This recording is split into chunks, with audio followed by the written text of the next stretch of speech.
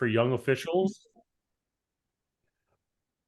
Provides hands-on support for young officials when they work matches. So we're going to get right into it. We're trying to keep this to under an hour for everybody because we know people are busy.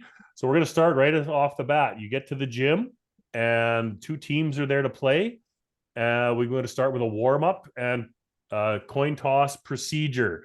So you blow your whistle and call captains to the scorers side of the table, not the stand side. You go to where the scorers table is and the score sheet and where the team benches are.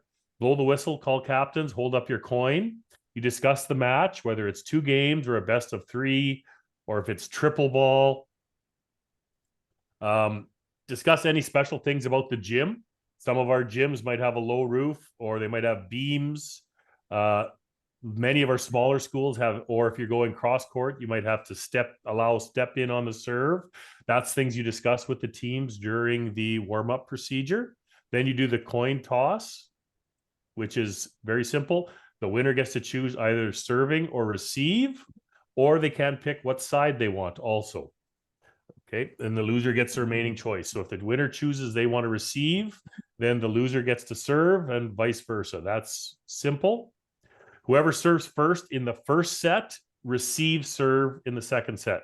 So the serving team for the first set will receive in the second set. The team that received in the first set gets to serve in the second set. Between games, there's a 3-minute maximum allowed between sets. And that starts immediately when the first set is over or the second set is over. Only 3 minutes between sets. And if a third game is to be played, you have to get down off the stand. You walk across the court to the scorers table, call captains back and do a coin toss to decide whose serve it is. And they have the same choices again, serve, receive, or side. Okay. That's a warm-up procedure. So the big things is to figure out who's to serve and any special circumstances with the gym. Okay. Warm-up. It's a little different this year. Each team gets a 5-minute warm-up at the net. They get a warning with 1 minute left in their warm-up. If the tournament falls behind, warm-up can be shortened to 3 minutes each. Non-SAA playoff events, like in SHSAA, they still get 5 minutes all the time. But for most tournaments and league play, if it falls behind, you're going to shorten your warm-ups to 3 minutes each. The new rule this fall that was approved at our high school athletics AGM last year, we will follow the Volleyball Canada warm-up procedure. The other team cannot pass volleyballs behind the hitting team anymore. So in the past, one team would be hitting and the second team would be behind them practicing passing. That is not allowed anymore. It's a safety issue. There's concussion issues. Lots of times balls roll in under the people that are jumping and we have risk of a sprained ankle or a broken ankle or a fall. So that is no longer allowed. Usually now what happens is the team that is not at the net, not hitting, they retrieve volleyballs for the team that they're playing against. Okay, and then they just roll them back. A new protocol as well the last few years, everybody's getting used to it now. Athletes cannot chase balls into the opposing court after they hit it. They can't go under the net. You must go outside the court to retrieve your ball. And no player can pass, attack, or serves during the warm-up, Libero included. Nobody should be out on the court retrieving serves or passing serves or attacks. That's not allowed anymore. So basically you're hitting and the other team should be retrieving and rolling the ball back to you. So that's how warm-up works now. The match procedures. Team should hand in their lineup quickly after the warm-up, and they have 3 minutes before the first set starts. The starters from each team line up on the back line before the start of the first set. The referee blows the whistle to have the teams enter the court. The starters shake hands with the opposition before set 1, and then the referee or umpire, if you have a R2 or an umpire, they check to make sure each team is in proper rotation. So if you look here at the next slide, here's what a lineup card looks like. Okay, so you will have to check the lineup card to make sure they are in the proper positions. If you look at the court positions here, we have 1, 2, 3, 4, 5, and 6. It goes opposite way of which you rotate. Okay, so then you would look at these are the player numbers here. We see we have player 3 in position 1, player 6 in position 2, player 4 in position 3, player 12 in position 4, 13 and 5, and player 8 in position 6. They must be in this position when they step on the court. Okay, if they're not in this position, you just correct them. There's no penalty. There's nothing that happens if the right 6 players are on the court. If the wrong 6, if the wrong players on the court, they might have to do a sub to replace that player and get the right. So let's say instead of number 4 in, number 5 is in, and they want number 4, the coach might have to make a substitution to get them in. But you just make sure they're in these positions before the game starts. Okay. And once you do that a couple times, it gets very simple. But let's say, for example, 12 and 3 are opposite each other and they are in the wrong spot. Number 3 is in position 4, and number 12 is in position 1 before the game. You can just say 12 and 3 are in the wrong spots, just switch. And they can do that before the game. There's no substitution needed or anything like that. You'll notice one important thing here. The libero is listed as up here. If your team is using a libero, they must notate it in this spot, and they can only use one libero in Saskatchewan. We'll get more into that a little later when we talk specifically about the libero, but the libero needs to be noted. You notice here also the set numbers 1, 2, and 3. That's important for them to circle. Okay, and the coach must sign the card. But that you check that before the game. Each set might have a new lineup. So you check this before each set in a match. So you could do it up to 3 times in every match. Okay. Hand signals. As we go through this presentation, I'll try to go through the hand signals needed for each call, but it's hard because it's not on the court. More assistance for hand signals will be given by your mentor official when you are actually practicing. Okay. Game procedures. Once the lineups are checked, the first referee on the stand, starts play by blowing their whistle and signaling for a side to serve. So the service is simply arm out and straight across the chest. We don't do this. We don't do crazy. It's just and signal. Okay. And games, side to serve. Games go up to 25. Teams must win by 2. Some tournaments might put a cap on 30 or 34, but generally teams just have to win by 2. So the game could finish 29-27. Okay. Deciding games, if played, go to 15. So the third game goes to 15 only, and teams switch sides at 8. In some of our gyms, there's a definite advantage on certain sides of the court. So we switch sides at 8. In now the modern game, a point is awarded on each serve.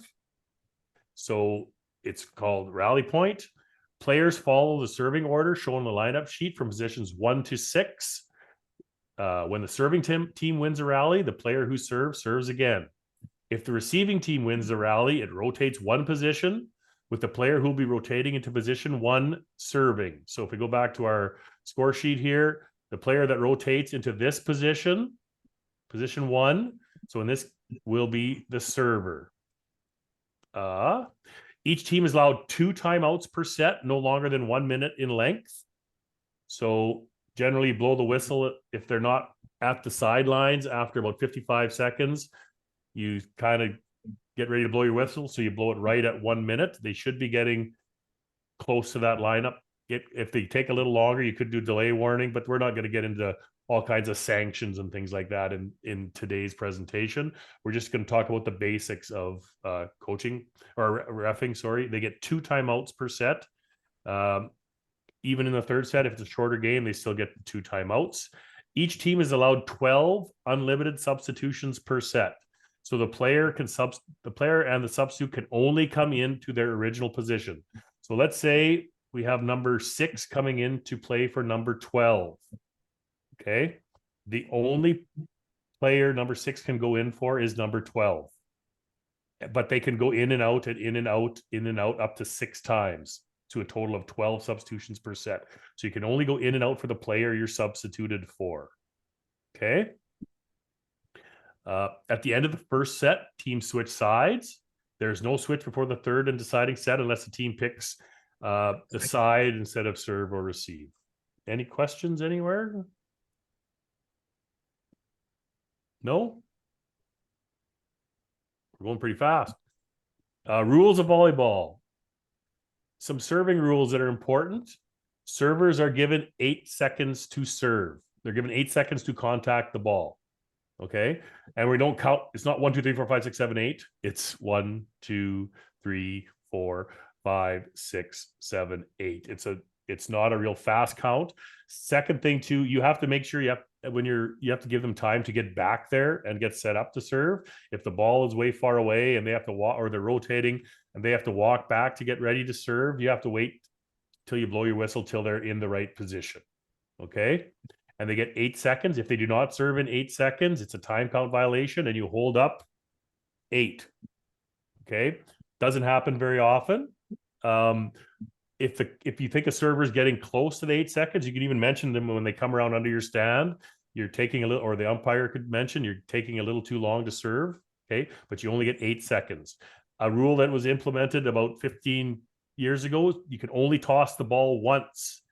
If you don't complete the serve in the first toss, you lose your serve. It's a loss of serve, and a point is awarded to the opposition. Okay, they can spin the ball in their hand. Okay, but as soon as they toss and make an attempt at any kind of toss up in the air is considered a serve, and if they let it fall or they catch it, that is a side out and loss of serve. Okay, the foot must be completely behind the end line, and they must be between the sidelines as the ball is contacted. Okay. So they may land in the court after contacting the ball. If you see people jump serve, if they take off behind the line or flying through the air, contact the ball, and then land in the court, that's fine. Okay. But if they're going to do a jump serve and they take off and their foot hits the line, then they jump, that is an illegal serve, and it's a side out, and the other team gets the point and takes over the serve. Very simple. You'll see sometimes people start outside the sidelines and they come in, as long as when they contact the ball, they're between the sidelines extended at the back of the court. That's legal, but they cannot be outside the sidelines. All right. In SHSAA rules, which I think is a very good rule, opposing teams are not allowed to yell or try to distract the server as they're serving. So if the server throws the ball up and someone on the other team yells spin or float, okay, that is a sanction. You're not allowed to do that. It might be a warning. If it's you might warn the captain that they have to stop doing that. If it happens again, you might give them a red card, which would be a point, or loss of serve and a point. But we need to make sure we do not allow people to just try to distract our servers when they're serving. You'll notice in SHSA provincial championships, it's dead quiet when the server is going to serve. Okay. So we don't want any distractions. Another thing, the opposing team may not attack or block a serve. And when we get into the attack hit, I'll mention this, but you're not allowed to attack or block a serve anytime. The ball may touch the net on the serve if it, as long as it goes over into the other team's court. All right. Obviously, if it hits the net and falls on the serving side, it is a loss of serve, but it may hit the top of the net and go into the other team's court. Okay. Pretty basic. Serve receive rotations. This is changed this year a little bit. Serve receive rotations at the moment of serve, the serve is contacted, all players must be in their correct position. All right. And we'll go into that. I have some examples to show you. The new rule is last year and in all years previous, the back row player had to have their foot behind the forward foot of the person directly in front of them. Okay. Now, each back row player must have part of one foot even with or behind the forward foot of the front row player. So now they can kind of be standing in front of the back row player a little bit.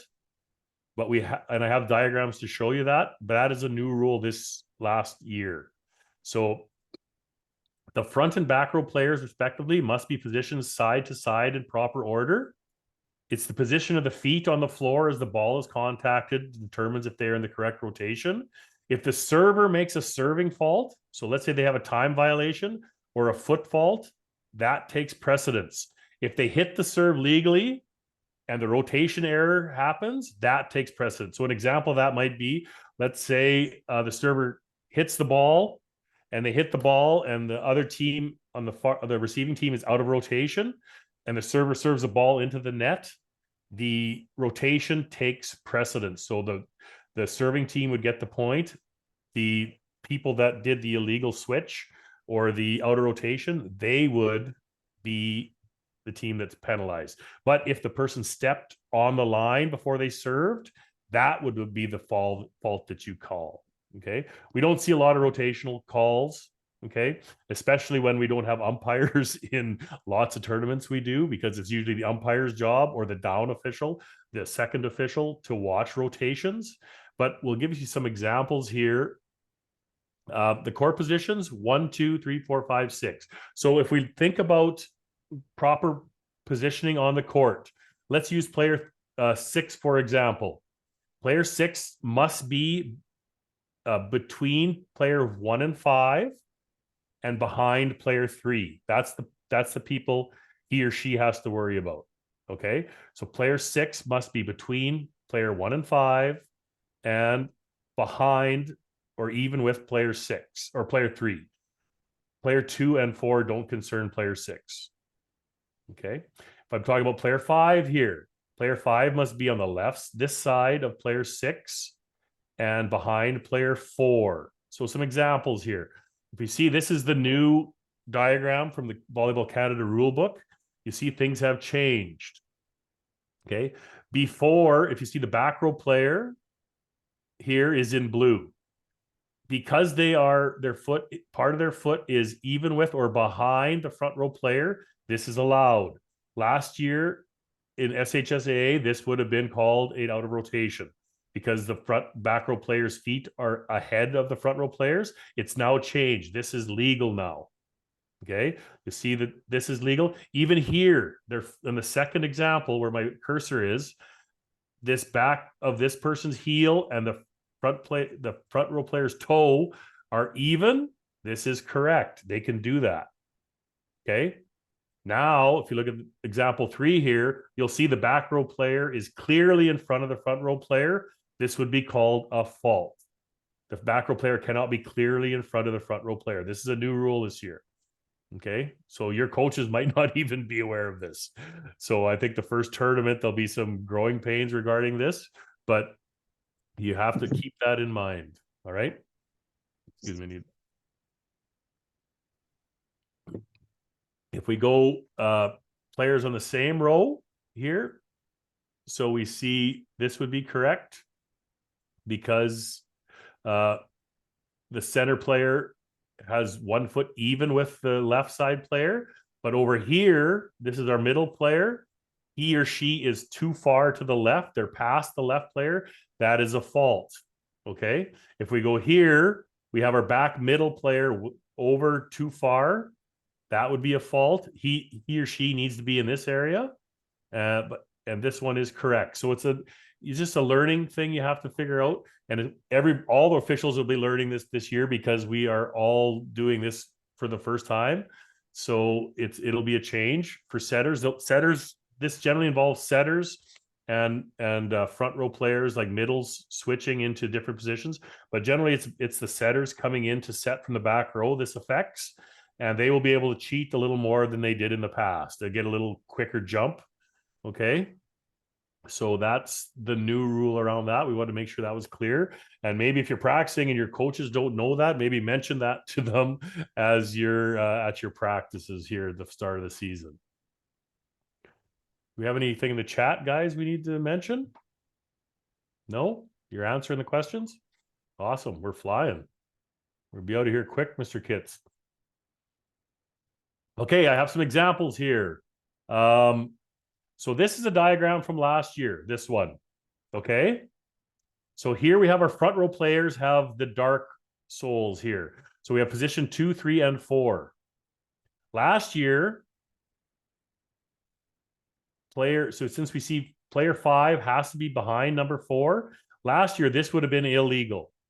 If you see number 5's feet are ahead of number 4. This year, we drew a line his feet are even with or partially behind number 4, this is legal now this year. So this would be allowed. This is fine. Okay, go to the next one. Here we have one. You'll see this is definitely illegal. Player 6 in position 6 is way in front of player in position 3. Everybody else is okay, but player 6 is in front of player in position 3. This would be a rotational error here because their feet are way in front. That is not allowed anymore. Okay. Next, we have our we have one here that's often used. You'll see this might be the middle player. Okay, position 4, this might be your middle player. Position 3 might be your left side hitter. And this might be your right side hitter. Number 2, here's your setter.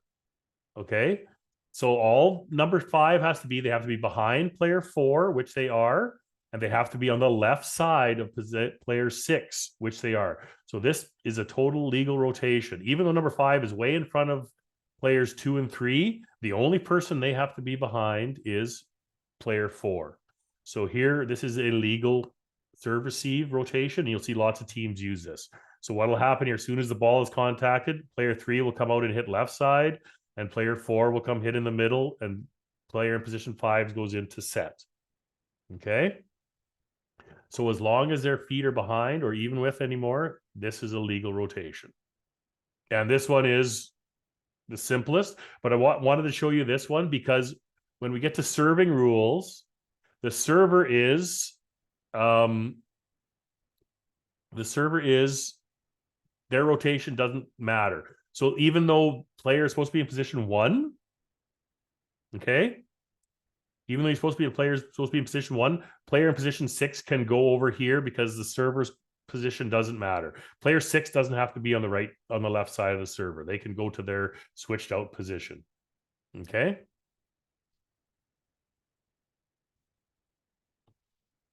Ball in and out.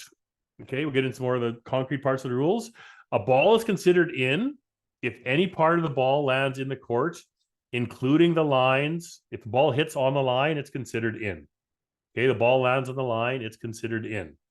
The ball goes out if it goes over the net, outside of, or directly above the antenna. If the ball lands anywhere outside the court, it is obviously out. The ball is out if it hits any object outside the court, like the ceiling, speakers, walls, basketball hoops, beams. If it hits a fan, a chair, the ball is out. Okay.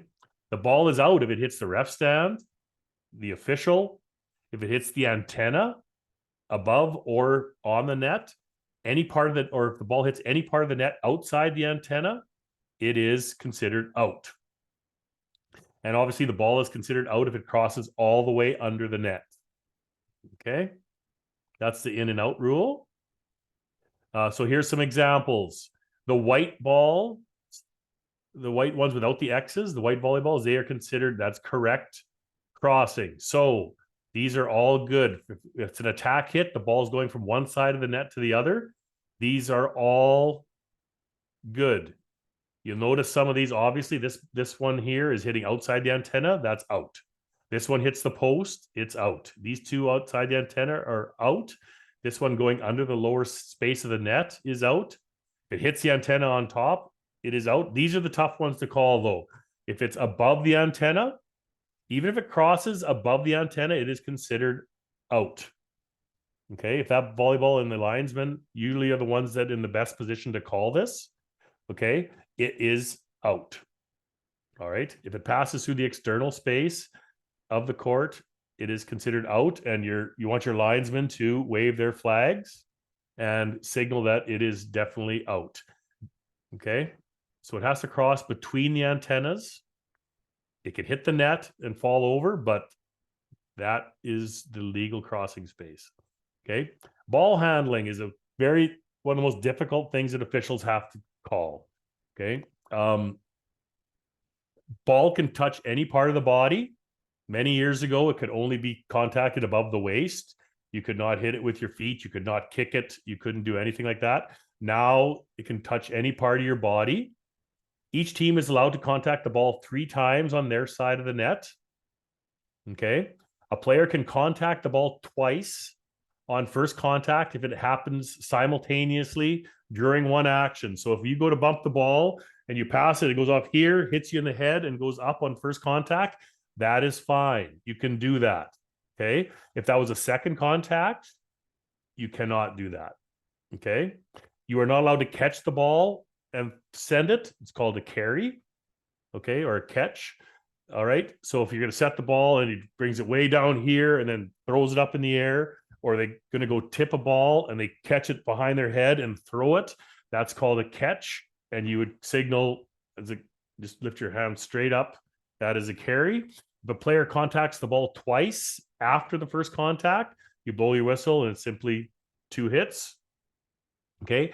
If 2 teams contact the ball at the same time, 2 people collide and the ball hits both of them at the same time, that's legal, but it counts as 2 of the team's 3 contacts, unless it is a block, which we'll talk about. But if 2 people are going to pass the ball and they contact it simultaneously, that, which at the same time, that contacts as 2 of their 3 hits, and they'd have to get the ball over the net on that 3rd hit.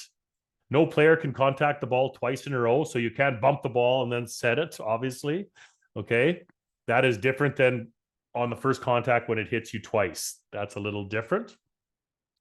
And teammates cannot assist the other team while your teammates while you play the ball. So you can't like go down on your hands and knees and your teammate can't jump off your back to do a spike or anything like that crazy. You cannot do that. You cannot push your teammate to get them to get to the ball. If they're in the act of playing the ball, you cannot assist them in any way.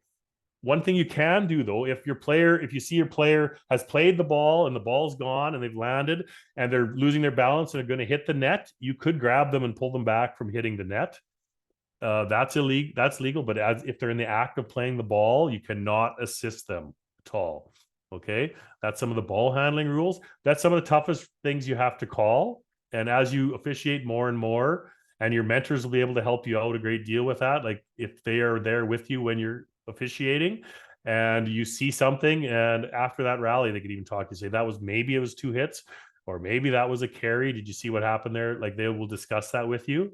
Okay. And it's even at provincial level, it's something that is hard to get really consistent. But we try to do our best with that. And there's a video on the SHSA website that you could look at. But the key things to remember: the first contact, you can hit the ball twice.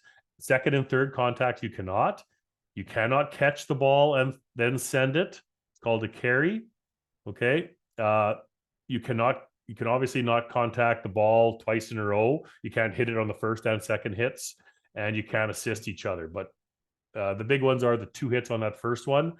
Okay. If you do get in trouble and it's a set, you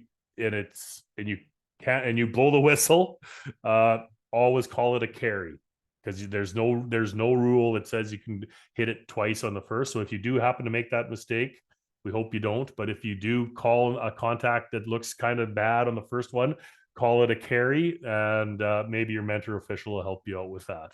Okay. Next thing is net play. Some rules around net play. No player on either side can touch the net between the antennas while in the act of playing the ball. So if you're going to go up for a block and you touch the net at all on the way up, on the way down, as you're blocking, you hit the tape. Okay.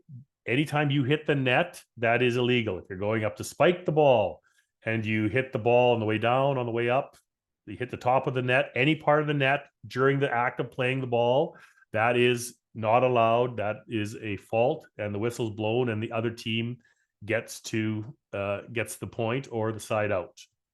If 2 players on opposite teams go up to block the ball or touch the net at the same time, it's a reserve, and a reserve signal is 2 thumbs up.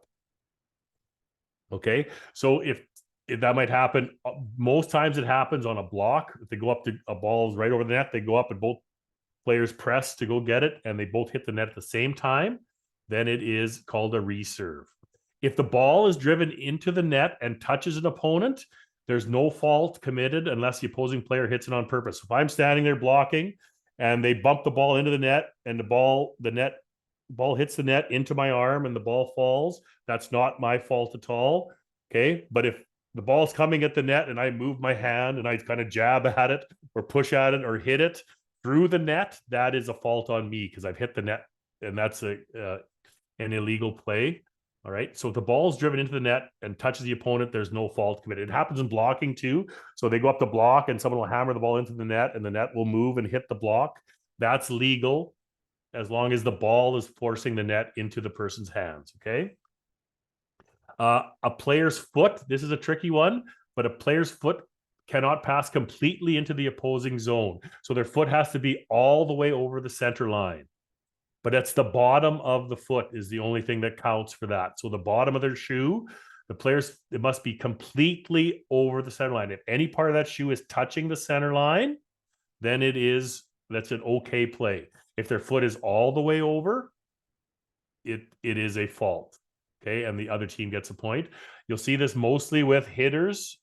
If the set is tight, they will step under, or the most times it happens is a setter on a tight ball and they go up to set and their foot comes down, and when they land, it's all totally across. It has to be totally across the center line. That is a fault. The weird thing is their body can go into the opposing court. If they fall and their top of their body is in the opposing court and they don't interfere with the opposition, that is a legal play. Their hand can be on the other side. That's fine. That's legal. Unless they are like someone trips on them or something like that, or it's a danger, then you have to call it. But if if any part of their body is over the center line besides the bottom of their foot, it's a legal play. So something to remember. Players can touch the net and their feet can pass into the opposing court outside of the antenna. So if a person's going to play the ball on the side, right on the sideline, and they pass the ball and they hit the net or the ref stand outside the antenna, that is okay. They can do that. You cannot hit the net inside the antennas. That's the rule. Okay. Obviously, players can play the ball if it rebounds off the net on their side. So if someone passes the ball into the net and it bounces back into the court, players can play that ball. Okay. As long as they still have the right number of hits left. You'll see a link here to some videos on net play. Let's see what time we got. I think we might be able to see if I can, hope I didn't screw anything up here, but we'll watch a couple examples, okay, of net play.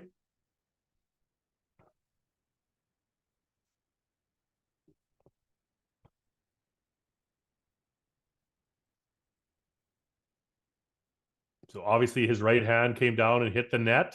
That is illegal. Is this a fault? Yes, it is. We'll let you watch the next ones and you try to think what you say. What do you think?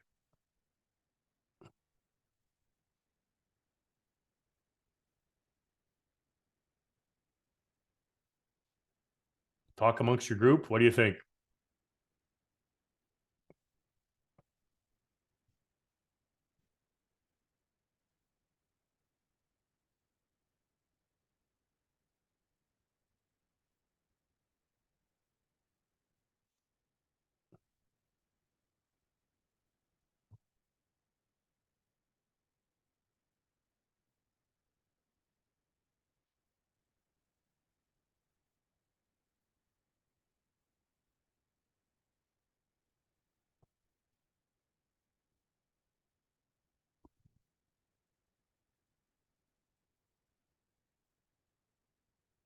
So in this one, is this a fault by the red middle blocker?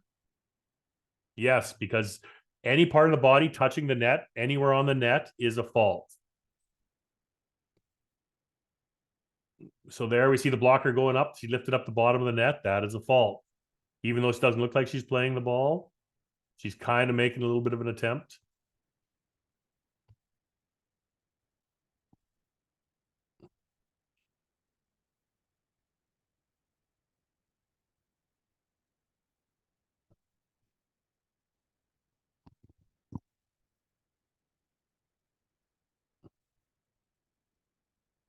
So anytime we're playing that ball, and we hit the net, it's a fault.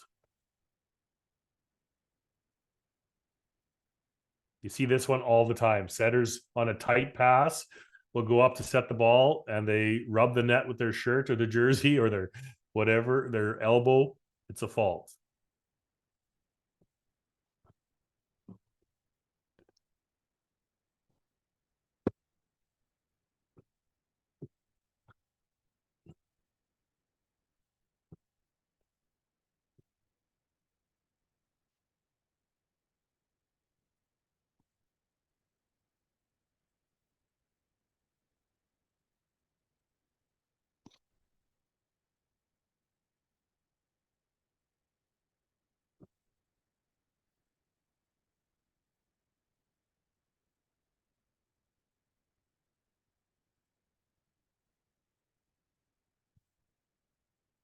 You don't see that very often. See, this is the one I was talking about. This guy moves his elbow to intercept the ball. It's a fault because he intentionally changed the ball's rebounding through net interference. So if he'd just stood there and not done anything, it would have been okay. But he moved his elbow to the left, and that one's better. He doesn't move. So this one would be legal.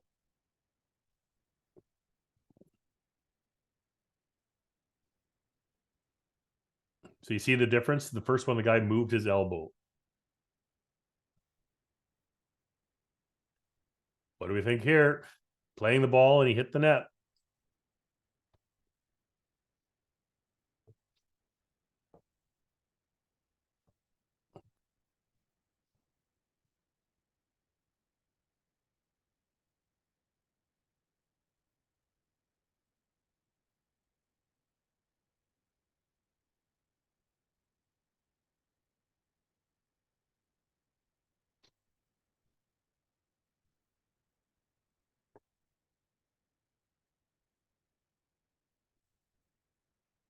So there's some good examples on net play.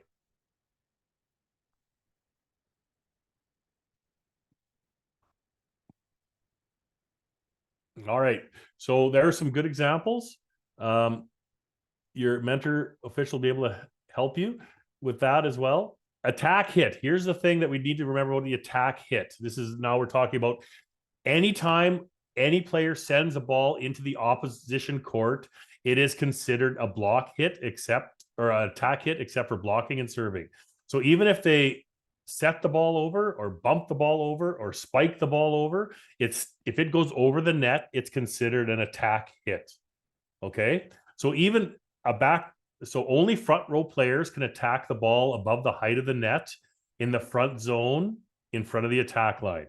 Only front row players in position 2, 3, and 4 can attack the ball in front of the attack line above the net. Okay. Back row players can complete an attack hit above the height of the net if they take off with both feet completely behind the 3-meter line or the attack line. Okay, so if they want to complete an attack hit, they have to take off behind the attack line. They can land in the front zone by the net. That's fine, but they must take off behind the 3-meter line. Okay. Back row players can complete an attack hit in the front zone if any part of the ball is lower than the top of the net when ball is contacted. But if a back row player standing in the front zone, that is let me find a diagram here. So the front zone is right this part of the court. This is the attack line. Okay. If a back row player, let's say player 6 is the setter and they're in the front zone up here and they jump and attack the ball, that is illegal. They cannot do that. Okay. Even if they jump up and set the ball over the net and the ball is above the height of the net, that's considered an attack hit. Okay. You'll usually see the ones you'll see most are a back row player coming to spike the ball and they take off and their foot is on or in front of the attack line. That is a back row hit. And the signal is you just put your arm straight up and above your head. That's just once. That is a signal for a back row hit. The second one you see, the most common, is a setter going up to try set the ball and the ball is above the net. They try save it and they can't, and the ball goes over the net. and they contact the ball, remember the ball has to be completely over the net when they contact it. Okay. And if they push it over the net, that would be a back row attack as well. Okay. One thing, we'll talk about the libero specifically later in this presentation. But the thing to remember is if you see a set going to the back row hitter, the first thing you must think about in your head is, okay, I have to watch for where this person is going to take off. It's not the landing, it's where they take off. So if they take off from totally behind the net or behind the attack line and jump up and swing and hit it and land in the front zone, that's fine. If any part of the sole of their feet, bottom of their shoe touches any part of the line, that is a fault. They cannot do that. Okay. So that's something to remember. And you always, once you get reffing more, you'll kind of look for those kinds of things. But remember, the key thing is an attack hit is anytime we send the ball over the net. So even we talked about blocking or attacking the serve. If you're in the front row and you jump up and even set the ball down in the front zone, that's almost considered an attack hit. Like you're almost attacking the ball. So that never happens very often, but something to think about. But the big ones you'll watch is the setter, like on a tight ball, and those people hitting from the back row. Things to watch for sure. Okay. Blocking. Only the 3 front row players can block. Okay. If the ball hits the block, it does not count as a first contact, no matter how many players involved. So if 2 players go up and it hits me and my teammate and goes up in the air, we still have our 3 hits left. The block doesn't count. Even if it hits us 3 or 4 times on the block. Okay. It's still get our 3 hits. Another thing, the first hit after the block can be executed by any player. So even if I go up and I block the ball and it hits the net, I can now play it again. That's the only time I can play the ball twice, because that block does not count as a hit.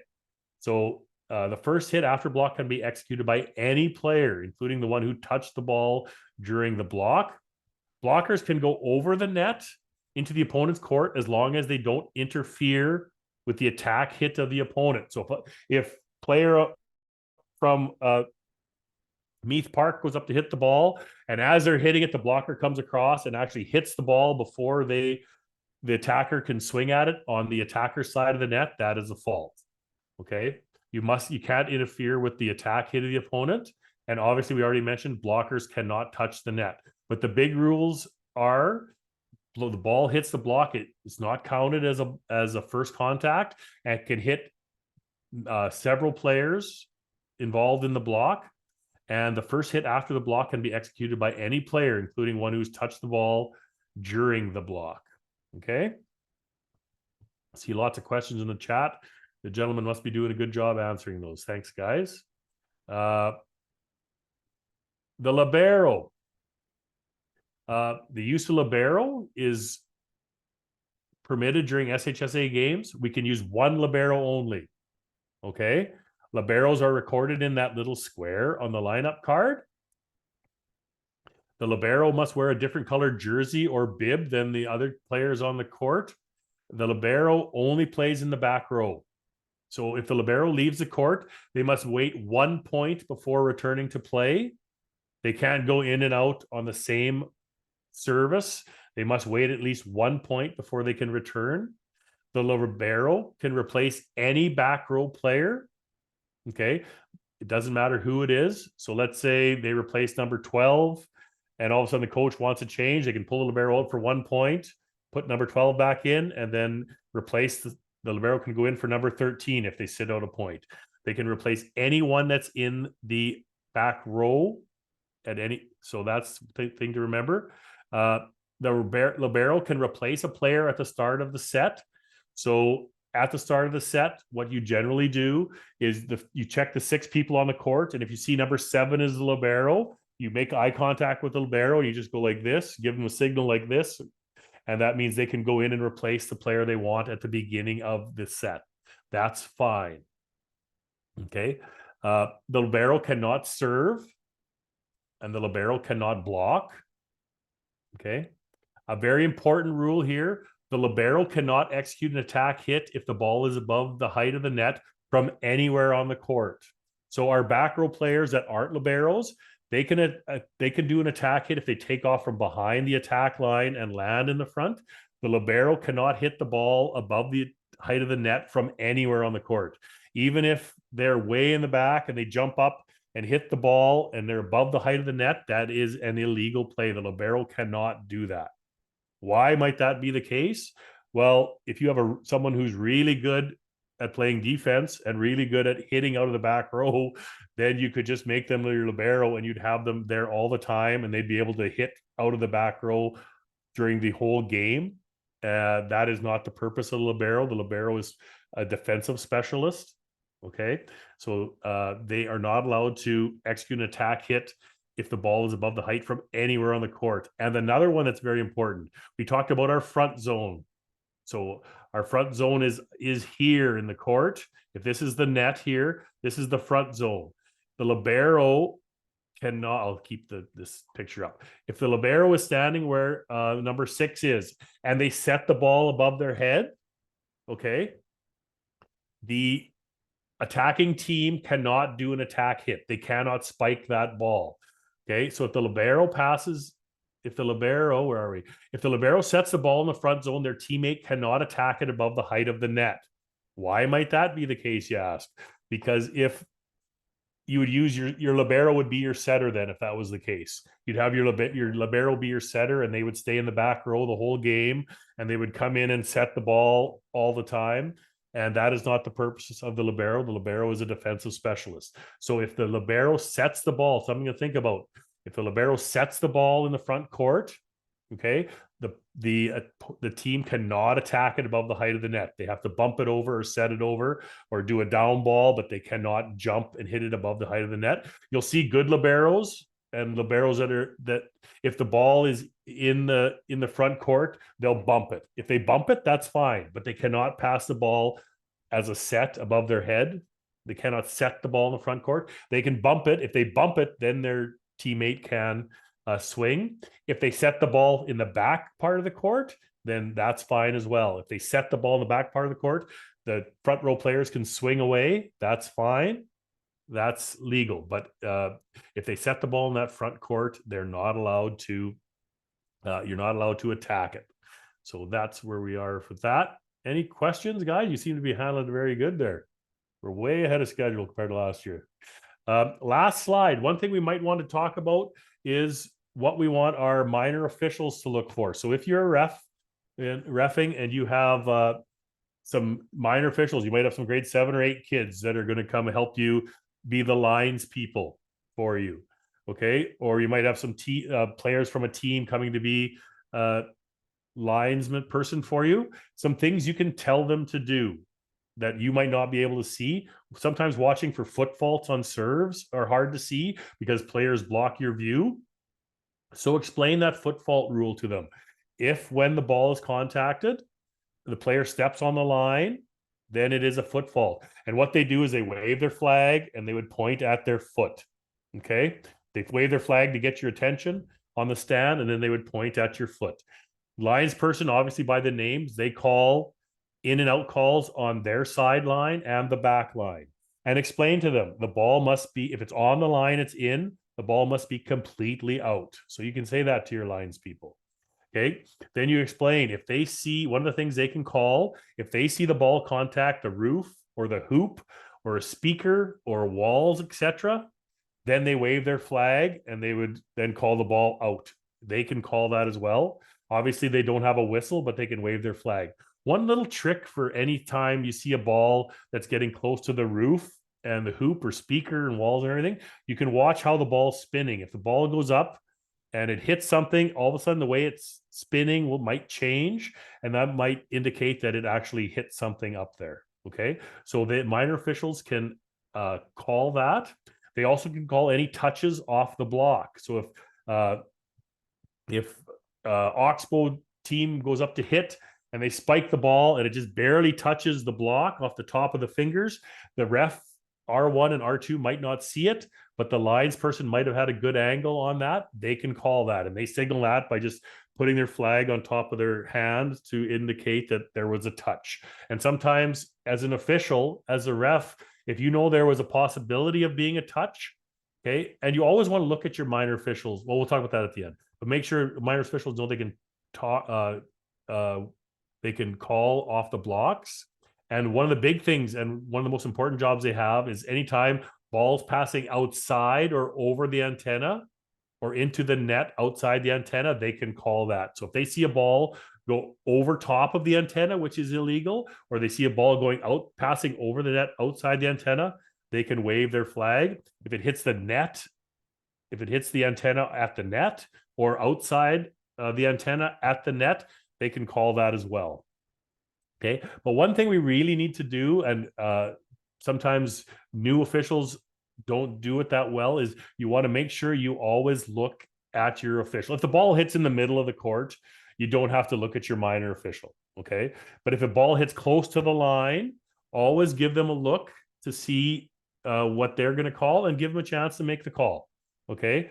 And tell them you want them to be forceful with their call. You don't want them to be tentative. If it's in, a quick motion. If it's out, it's a quick motion. If they get humming and hawing and they don't know for sure, okay, that is not what we want to see. But there's one signal. If they don't see the what's happened, if they don't know if it's in or out, they can cross their arms like this, and that tells you that they didn't see it. And then you'll have to make a call. You might have to ask your R2 for assistance or something like that. But that's the signal if the lines person doesn't know what the call should be. Okay. But another one to look at for them is if there's a spike and it goes over the block, always check with your lines people to make sure that they haven't called a touch. So you don't want to get in a big hurry and all of a sudden you call the ball out, but there was a touch and you didn't see the lines people. So you always have to scan to your lines people as the referee and make sure you're communicating them with eye contact to make sure that you're involving them in the game, whether it's out calls or in calls or roof calls or the touch calls especially. So make sure we involve our minor officials in those tasks and just have a little chat with them before the game. That sometimes works really well.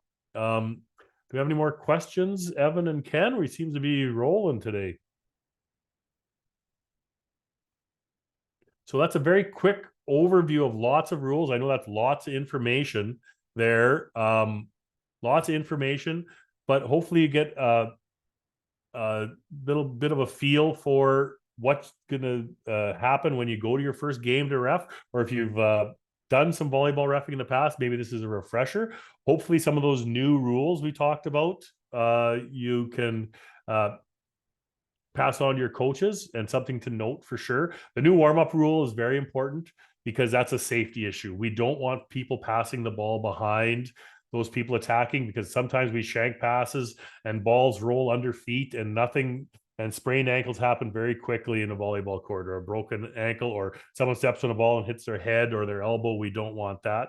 So that's why that rule was put in. And then there's also the new rule around the when a setter is or out of rotation, the positioning of the feet. That's a new rule as well. So something to think about. I'd like to thank Ken and Evan for doing such a great job in the chat. 63 questions in the chat. We are done 5 minutes early. Thank you very much for attending. I hope you learned something today. Remember, if any of your friends, or if you want to watch this again, or certain parts of it, it'll be on the SHSAA YouTube channel. Some things I'm going to throw a shout out to for SHSAA. We're on Instagram. I know most of you kids aren't on Facebook, but we're on Facebook, and we're going to be on Twitter as well. So if you follow SHSAA on YouTube, Instagram, Twitter, and Facebook, that would be awesome. Because when we do provincial volleyball, you'll get up-to-date scores and all kinds of informational items about high school athletics on those social media places. And also you can go to shsaa.ca if you want to find out anything about high school sports. All right. So thank you very much for attending. I hope you have a very successful year, whether you're a player or whether you're a coach or whether you are official. I hope you have a great 2023 season, and all the best to you. Thank you for attending.